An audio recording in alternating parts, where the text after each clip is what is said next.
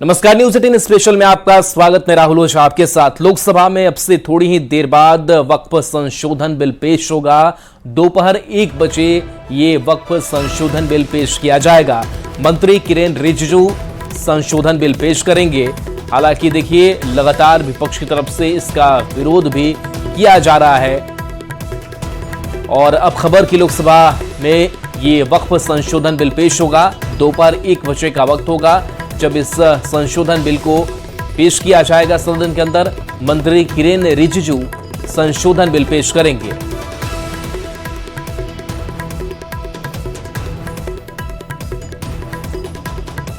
तो देखिए, इस संशोधन बिल के जरिए जो एक लगाम है वो लगाने की कोशिश की जाएगी वक्फ बोर्ड पर, क्योंकि कई ऐसे प्रावधान वक्फ बोर्ड के अंदर है जिस के तहत लगातार ऐसा माना जाता है कि वक्फ बोर्ड अपनी मनमानी करता है, उसकी कार्यशैली हो या फिर संपत्ति पर बात हो।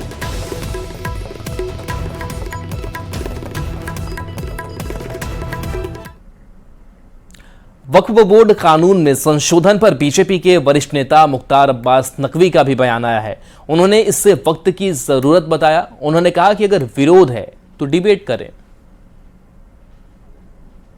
देखिए, इस हित का संरक्षण और जो हैरेसमेंट है उसका समाधान, ये वक्फ के जो सुधार के लिए बिल आ रहा है, मैं मानता हूं कि ये वक्त की भी जरूरत है, वक्त की भी जरूरत है। और इसीलिए मैंने कहा कि जो समाज का हित है उसका संरक्षण होना चाहिए और जो हैरेसमेंट है उसका समाधान होने की आवश्यकता है। इस पर जो है वो डिबेट हो, डिस्कशन हो, डिसीजन हो, चाहे वो पार्लियामेंट में हो, चाहे पार्लियामेंट्री कमेटीज में हो। लेकिन मैं मानता हूं कि ये वक्त के लिए भी बेहतर होगा और वक्त के लिए भी बेहतर होगा। लेकिन सर, मैं जिस तरह से हमारे समाजवादी पार्टी के सांसदों से बात हो रही थी, उनका साफ तौर पर कहना था कि कहीं ना कहीं ये अपीजमेंट पॉलिटिक्स जो है वो केंद्र सरकार कर रही है। देखिए, इसमें कौन सी अपीजमेंट है? आज जो है वो इतने वर्षों से इतनी लंबी प्रॉब्लम को जो है वो जो से लंबित किया गया, रखा गया था, उसका समाधान हो रहा है। तो मुझे नहीं लग रहा है कि इस पे किसी तरह का जो है वो सियासत करने की जरूरत है। और जहां तक सवाल है वो तो ओपन है, आप इस पे डिबेट करिए, डिस्कशन करिए। और मैं तो जो खुद मोदी जी हमेशा चाहते हैं कि सभी बिलों पर जो है वो चाहे पार्लियामेंट पे डिबेट डिस्कशन हो, चाहे जो है वो जो पार्लियामेंट्री कमेटीज हैं उस पर डिबेट डिस्कशन हो, और डिटेल डिस्कशन के बाद उस पर एक बेहतर डिसीजन होना चाहिए, जो कि वक्त की भी जरूरत है और वक्त की भी जरूरत है।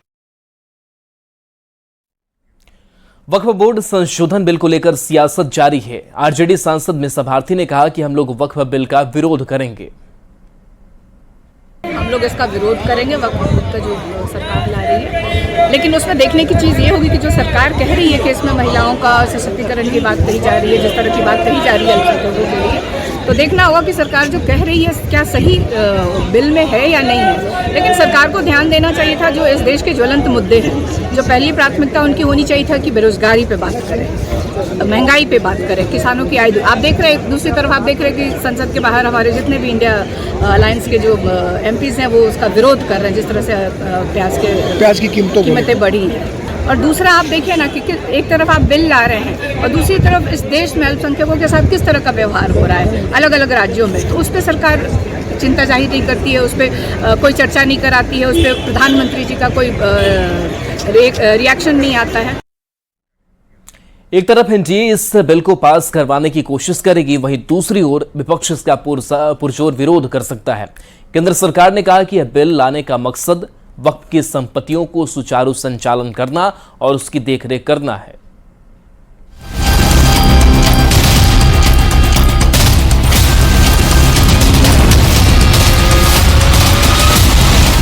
जो संबंधित पक्ष हैं उनसे बात करें, तभी तो आगे बढ़ेंगे। दुनिया के 50 देशों की जितनी जमीन है उतना जमीन भारत में वक्फ बोर्ड के पास है। ये लोग सिर्फ ध्यान भटकाने का काम कर रहे हैं। ये भी एक परंपरा ठीक नहीं है। बड़े बड़े 20 लैंड भूखंड दे दिए जा रहे हैं, ये भी घोटाला है। मोदी सरकार वक्फ बोर्ड के असीमित अधिकारों पर क्या कानूनी बुलडोजर चलाने वाली है? देश की राजनीति में यह सवाल साइक्लोन बनकर इसलिए खड़ा हुआ है क्योंकि सूत्रों के हवाले से खबर है कि मोदी सरकार वक्फ बोर्ड की असीमित शक्तियों पर कैंची चलाने की तैयारी कर रही है। इसके लिए केंद्र सरकार बोर्ड के अधिकारों में 40 संशोधन करने की तैयारी कर रही है। सूत्रों के मुताबिक केंद्र सरकार वक्फ बोर्ड अधिनियम में करीब 40 संशोधन कर सकती है और इसके लिए विधेयक को 2 अगस्त यानी शुक्रवार को ही मंजूरी दी जा चुकी है। सूत्रों के मुताबिक विधेयक में वक्फ बोर्ड को बेहिसाब ताकत देने वाली कुछ धाराएं निरस्त की जा सकती हैं। इसमें सबसे बड़ी कटौती उस अधिकार में होगी जो वक्फ बोर्ड को किसी भी संपत्ति को अपना बताने का अधिकार देता है। इसके अलावा वक्फ बोर्ड में महिलाओं के प्रतिनिधित्व को भी सुनिश्चित किया जा सकता है। सूत्रों के मुताबिक इसके लिए सरकार इसी हफ्ते राज्यसभा में बिल ला सकती है और खबर यह भी है कि वक्फ बोर्ड अधिनियम में संशोधन से पहले सरकार ने कई मुस्लिम बुद्धिजीवियों और वक्फ बोर्ड के सदस्यों से भी बात की है। इस बिल को लेकर अभी तक सरकार ने कुछ नहीं कहा है, लेकिन बीजेपी ने कहा है कि पारदर्शी व्यवस्था के लिए इस बिल का आना जरूरी है। भारत में वक्फ बोर्ड के पास 10 लाख एकड़ जमीन है। अगर आप एरिया वाइज देखिए तो भारत में दुनिया में 50 ऐसे देश हैं जिनका क्षेत्रफल भारत के वक्फ बोर्ड के पास जो जमीन है उससे कम है। ये बहुत ही खतरनाक है। ये पहली बात तो पूरी तरीके से भेदभाव करता है। जब भारत में हमने सेकुलर शब्द जोड़ दिया तो ये सेकुलरिज्म के खिलाफ है, ये राइट टू जस्टिस के खिलाफ है, 1 नेशन 1 लॉ का जो कॉन्सेप्ट है उसके बिल्कुल खिलाफ है। संविधान का मतलब होता है समविधान, ऐसा विधान जो सबके लिए समान हो। वक्फ बोर्ड जैसा विधान और किसी के लिए नहीं है, इसलिए इसको पूरी तरीके से खत्म करना चाहिए। ये जो है इसमें सबसे अधिक जो पीड़ित हैं वो गरीब मुसलमान हैं, क्योंकि इसमें प्रभावशाली लोग हैं। ये एक्ट आएगा तो उसका सत्यापन होगा, सत्यापन होने के बाद ही आप उसको ले सकेंगे। अभी वक्त जो इतने घपले हैं, माफियागिरी है, वो समाप्त होगी। वक्फ बोर्ड के अधिकारों पर कटौती की खबर से मुस्लिम पर्सनल बोर्ड से लेकर विपक्षी पार्टियों में जबरदस्त खलबली है। मुस्लिम बोर्ड कह चुका है कि ये मुसलमानों को परेशान करने की कोशिश है। AIMIM अध्यक्ष असदुद्दीन ओवैसी कह चुके हैं कि केंद्र सरकार RSS के एजेंडे पर चल रही है और सरकार की नजर मस्जिदों और दरगाहों की जमीन पर है। समाजवादी पार्टी, कांग्रेस और इंडिया गठबंधन की दूसरी पार्टियों ने भी कहा है कि ये मुख्य मुद्दों से ध्यान भटकाने की कोशिश है। बीजेपी शुरू से वक्फ बोर्ड्स और वक्फ की प्रॉपर्टीज के खिलाफ रही है और इनका एक हिंदुत्व का एजेंडा है, RSS का एजेंडा है कि वो शुरू से वक्फ प्रॉपर्टीज को और वक्फ बोर्ड को खत्म करने की कोशिशें करती रही है। वक्फ बोर्ड की मुश्किलें बढ़ाने वाली खबर यह भी है कि संशोधन की लिस्ट में ऐसा संशोधन भी है जिसमें वक्फ बोर्ड के खिलाफ पुराने विवादों की फिर से सुनवाई का रास्ता भी खुल सकता है। वक्फ बोर्ड पर आरोप है कि पिछली सरकारों में मिली असीमित शक्तियों की वजह से वक्फ बोर्ड ने कानून के खिलाफ मंदिर, गुरुद्वारों की जमीन पर कब्जा किया। आम आदमियों की जमीन से लेकर गाँव की जमीन पर भी वक्फ संपत्ति का बोर्ड लगा दिया। सूत्रों के मुताबिक वक्फ की ऐसी ही मनमानियों पर सरकार संशोधन वाला ब्रेक लगाने जा रही है। तो देखिए, अब से थोड़ी ही देर के बाद से जो संशोधन बिल है वो पेश किया जाएगा और माना जा रहा है कि 40 इसमें ऐसे संशोधन है। उसके बारे में भी हम समझेंगे कि कौन कौन से वो संशोधन है, क्या कुछ बदलाव जो है वो होगा इस अगर बिल जो है वो पास हो जाता है तो। हालांकि इस बीच कहीं ना कहीं देखा जाए तो लगातार जो विपक्ष है उसकी तरफ से सवाल इस पर कई तरीके से उठाए जा रहे हैं। इसके विरोध की बात कही जा रही कि जब सदन में बिल पेश किया जाएगा तो हम इसका विरोध करेंगे।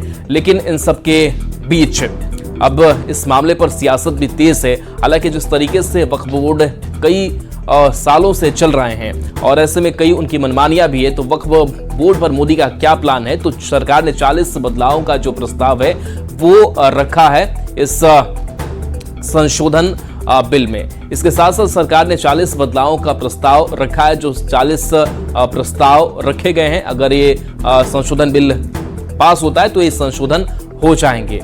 तो मोदी सरकार का क्या क्या प्लान है? तो निकायों में महिलाओं को प्रतिनिधित्व देने का प्रस्ताव भी इस संशोधन बिल में है। इसके साथ साथ वक्फ बोर्ड की जो शक्तियां हैं वो सीमित कर दी जाएंगी। बोर्ड की संरचना में परिवर्तन का भी जो प्रस्ताव है वो रखा गया है और ये 40 संशोधन किए जाएंगे। इसके साथ साथ क्या प्लान है? तो बोर्ड की संरचना के साथ साथ ताकतवर लोगों का बोर्ड पर कब्जा हमेशा से देखा गया है और इसको लेकर भी कई जो परिवर्तन है वो किए जाएंगे। तो वक्फ बोर्ड पर विवाद भी किए हुए वो भी हम समझते हैं। तो सरकार ने 40 बदलावों का जो प्रस्ताव है वो रखा है। संपत्ति कब्जे में अतिक्रमण, भ्रष्टाचार के आरोप जो है वो भी वक्फ बोर्ड पर लगते आए हैं और मुस्लिम महिलाएं सबसे ज्यादा इसमें पीड़ित बताई जाती हैं कि वो सबसे ज्यादा पीड़ित हुई हैं। तलाकशुदा महिला खासकर की बात करें और उनके बच्चों की अगर बात करें तो उनको अधिकार नहीं मिल पाता है। इसके साथ साथ इस वक्फ बोर्ड पर सवाल क्यों है, विवाद क्यों है, तो उसको समझते हैं। तो ये वैसी परेशानियां खड़ी हो रही है इस वक्फ बोर्ड को लेकर के। चलिए बढ़ेंगे आगे। पेरिस ओलंपिक में 50 किलोग्राम कैटेगरी की रेसलिंग मुकाबले में फाइनल से पहले अयोग्य घोषित किए जाने के बाद भारतीय रेसलर विनेश फोगाट ने court of arbitration for sports यानी CAS में अपील की है, जिसका फैसला अब से कुछ देर में आने वाला है। इस अपील में विनेश ने खुद को संयुक्त सिल्वर मेडल दिए जाने की मांग की है। अब इस फैसले पर दुनिया भर की निगाहें टिकी हुई है।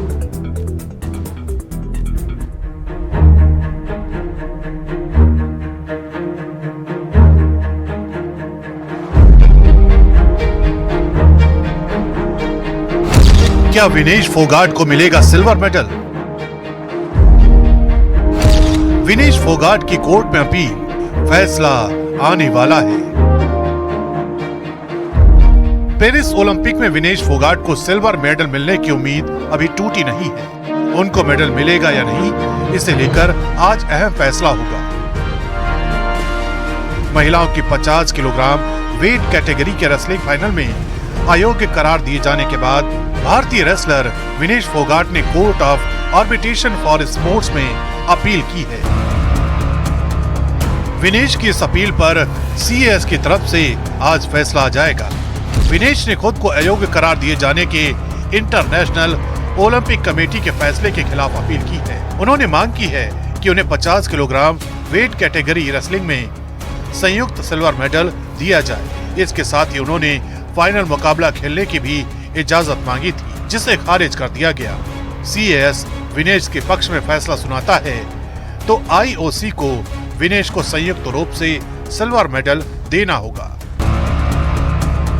भारत की स्टार पहलवान विनेश फोगाट के 50 किलोग्राम वेट कैटेगरी के रेसलिंग फाइनल में पहुंचने के बाद ये माना जा रहा था कि वो गोल्ड मेडल जीत लेंगे, लेकिन उनका वजन 50 किलोग्राम से बस 100 ग्राम ज्यादा पाया गया था, जिसके बाद उनसे मेडल जीतने का मौका छिन गया था। हालांकि CAS में अपील का नतीजा अगर विनेश के हक में जाता है तो उन्हें सिल्वर मेडल भी मिलेगा और उनका खोया हुआ हक भी।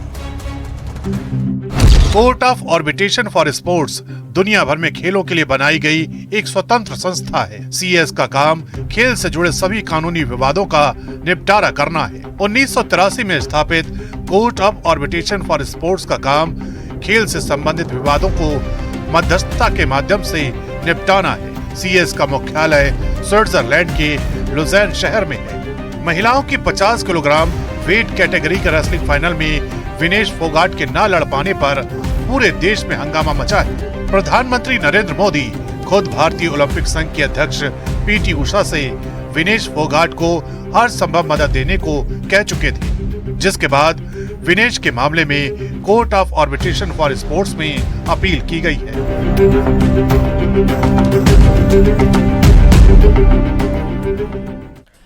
और देखिए, विनेश मामले पर राज्यसभा में हंगामा भी हुआ। विपक्ष के हंगामे पर नड्डा ने हमला किया। सदन और सभापति की इज्जत करें, ये कहा गया नड्डा की तरफ से, और साथ ही कहा कि विनेश का मुद्दा राजनीतिक नहीं है। तो JP नड्डा ने अपनी बात रखी। विपक्ष का रवैया निंदनीय है, इस बात का भी जिक्र आज नड्डा ने किया है।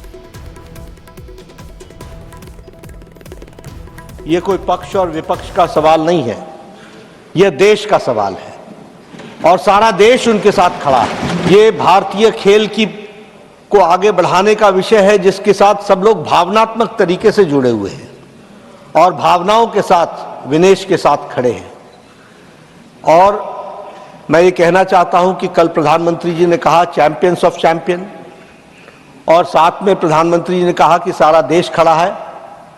मुझे लगता है और मुझे ही नहीं लगता, सारे देश को लगता है कि ये आवाज प्रधानमंत्री की आवाज, 140 करोड़ देशवासियों की आवाज। दुर्भाग्य इस बात का है कि इसको भी हम पक्ष और विपक्ष में बांटने का प्रयास कर रहे हैं। मुझे लगता है कि शायद विपक्ष विषय विहीन हो चुका है, मुद्दा विहीन हो चुका है। राज्यसभा में विपक्ष का हंगामा देखने को मिला। विनेश फोगाट के मामले पर हंगामा हुआ। विनेश मामले पर विपक्ष ने वॉकआउट कर दिया। विपक्ष के रवैये पर सभापति भड़क उठे और उन्होंने कहा कि मेरा अपमान किया जा रहा है। सभापति ने कहा कि सभापति को पद को चुनौती दी जा रही है। यह तस्वीर देखिए। मांग को लेकर you are shouting at the chair. Your conduct is ugliest in the house. You are shouting at the chair. I condemn your action. Next time I will show you the door. How dare you shout at the chair? And senior leaders are not taking note of it. This is unbecoming conduct. I will not countenance it. Bangladesh के हालात इस वक्त ऐसे हैं कि कभी भी कुछ भी नया घट सकता है। राजनीतिक अस्थिरता वाले इन्हीं हालात के बीच चीन के सामने एक नई चुनौती आ गई है और वो ये कि बांग्लादेश में अगर हालात ऐसे ही रहे तो चीन अपना कर्ज कैसे वसूलेगा।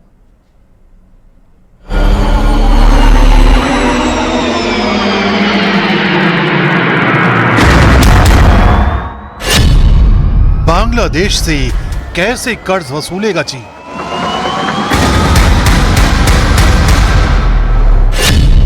क्या बांग्लादेश में कोई नया दांव खेलेंगे जिनपिंग?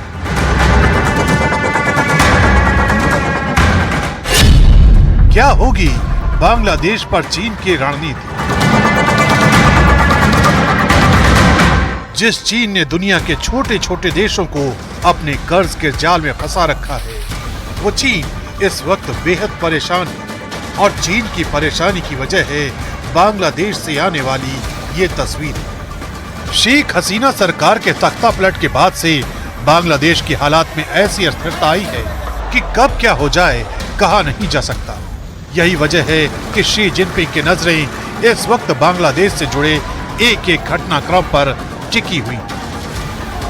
ऐसा इसलिए है क्योंकि कर्ज की लत लगाने वाले चीन को इस बात का डर सता रहा है कि अगर बांग्लादेश में हालात जल्द नहीं सुधरे तो वो अपने अरबों का कर्ज कैसे वसूलेगा।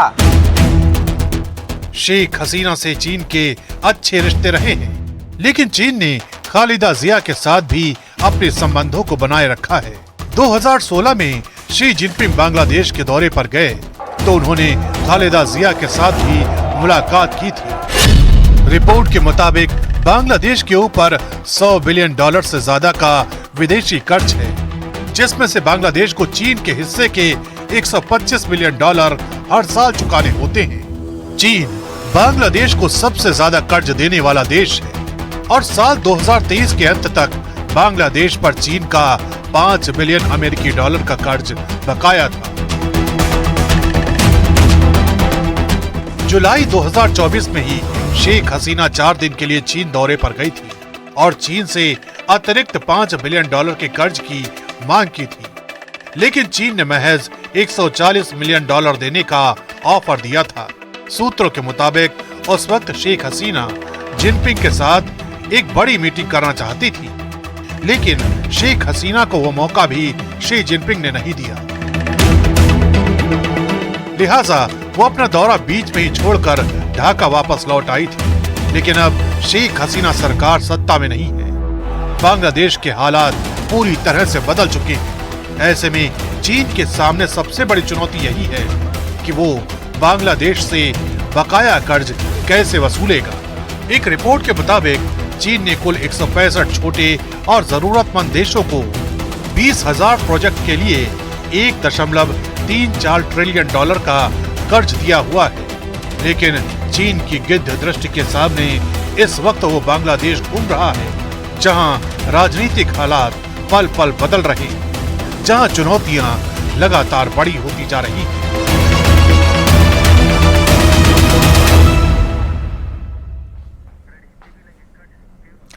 बांग्लादेश में तख्तापलट के बाद जारी हिंसा का सबसे ज्यादा असर हिंदू अल्पसंख्यकों पर हो रहा है। पूरे बांग्लादेश से हिंदुओं पर हमले और उनकी संपत्तियों में आगजनी की खबरें आ रही है। हिंदुओं के घरों और मंदिरों को चुन चुन कर उन पर हमला किया जा रहा है।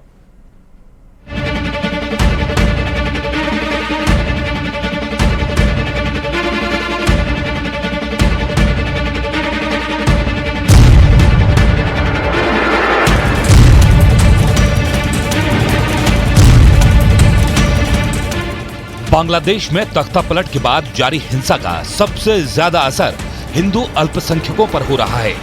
पूरे बांग्लादेश से हिंदुओं पर हमले और उनकी संपत्तियों में आगजनी की खबरें आ रही हैं। हिंदुओं के घरों और मंदिरों को चुन चुन कर उन पर हमला किया जा रहा है।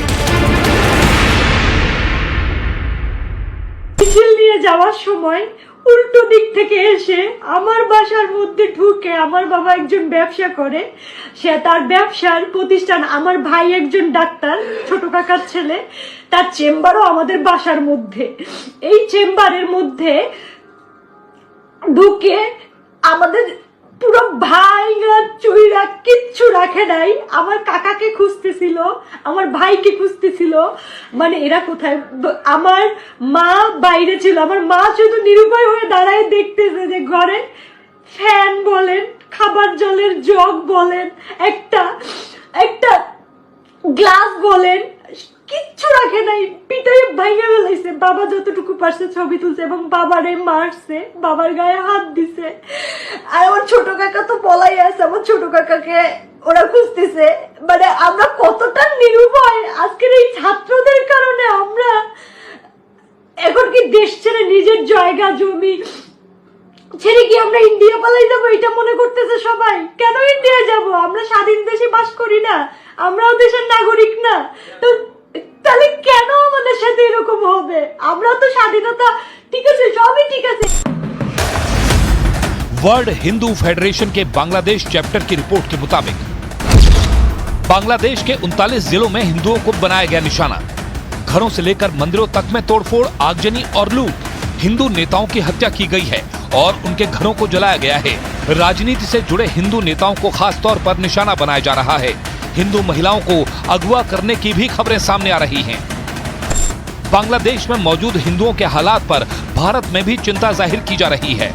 धर्म गुरुओं के साथ साथ विश्व हिंदू परिषद और आरएसएस जैसी संस्थाएं भी बांग्लादेश में हिंदुओं पर हो रहे अत्याचार का विरोध कर रही हैं। साथ ही सरकार से मांग भी कर रही हैं कि बांग्लादेश में हिंदुओं की सुरक्षा का प्रबंध किया जाए। बांग्लादेश में 10% के लगभग हमारे हिंदू बंधु भी रहते हैं। उनकी भी सुरक्षा आवश्यक है। इसलिए वहाँ की सेना से इस समय जिनके हाथ में सत्ता है, उन लोगों से हम ये अनुरोध करना चाहते हैं कि हमारी हिंदू जनता को कोई परेशानी नहीं होनी चाहिए और उनके योगक्षेम का भी निरंतर ध्यान रखा जाना चाहिए। बांग्लादेश में सबसे ज्यादा अल्पसंख्यक हिंदू ही हैं। ऐसे में उनकी सुरक्षा अब एक बड़ा मुद्दा बनती जा रही है। बांग्लादेश ब्यूरो ऑफ स्टैटिस्टिक्स के मुताबिक देश भर में सबसे ज्यादा 7.95% अल्पसंख्यक हिंदू ही हैं। इसके बाद बौद्ध और ईसाई आते हैं। तख्तापलट के बीच जारी हिंसा के बीच बांग्लादेश में रहने वाले भारतीय अब स्वदेश लौटने लगे हैं। शेख हसीना के देश छोड़ने के बाद बांग्लादेश में हिंदुओं के साथ हो रही हिंसा का असर इनके चेहरे पर साफ पड़ा जा सकता है। बांग्लादेश में तख्तापलट की साजिश में आईएसआई का नाम भी सामने आ रहा है। ऐसे में माना जा सकता है कि बांग्लादेश में हिंदुओं पर हो रहे हमले सुनियोजित और एक सोची समझी साजिश का हिस्सा हो सकता है। बांग्लादेश में अब अंतरिम सरकार का गठन होने जा रहा है। ऐसे में हिंदुओं की सुरक्षा एक ऐसा मुद्दा है जिसका असर आने वाले समय में भारत बांग्लादेश के संबंधों पर भी दिखाई देगा।